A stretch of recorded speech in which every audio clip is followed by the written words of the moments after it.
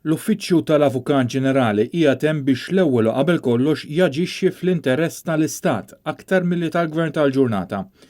Din hija silta mir-rapport tal-inkjesta dwar l-assassinju ta' Daphne Caruana Galizia ikkwotata mill-Journal Times of Malta fl-editorjal ta' Tlieta li qed isejjaħ biex f'dan iż-żmien tan delikat l-interess nazzjonali jiddetta li l-Uffiċċju tal-Avukat Ġenerali jaġixxi esklusivament bħala l-avukat tan-nies. L-editorjal jikkummenta dwar il-konklużjonijiet tal-inkjesta pubblika li fost oħrajn investigati ċirkostanzi wara l-kuntratt tal-Power Station ta' Electrogas. Il-Bord sab li l-Avukat Ġenerali attwali Victoria Buttigieg kienet involuta f'negozjati mat tim legali ta' Electrogas dwar il-kuntratt ta' Security of Supply li kien kruċjali biex l-Electrogas tingħata self qawwi ta' aktar minn 300 miljun euro.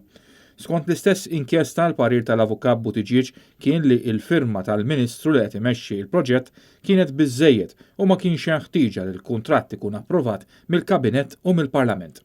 L-imħalfin li mexxew l-inkjesta ma kienux konvinti l-Avukat Buttigieg u l-predeċessur tagħha l-eks Avukat Ġenerali Peter Grech ma kienux taħt pressjoni kbira biex jagħtu parir favorevoli.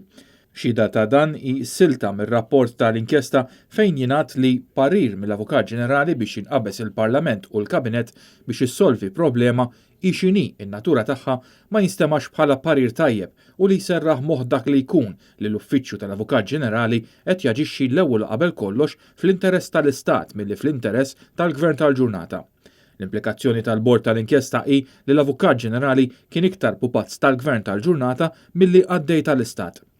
L-editorjal ikompli billi jispjega kif is-saħħta tal-Electrogas u l-Panama Papers li għamlet ħerba mill-amministrazzjoni ta' Joseph Muscat għadha qed titfadel l-ikra fuq l-Uffiċċju tal-Avukat Ġenerali wara snin sħaħ ta' kontroversji fi żmien l-Avukat Ġenerali Peter Grech.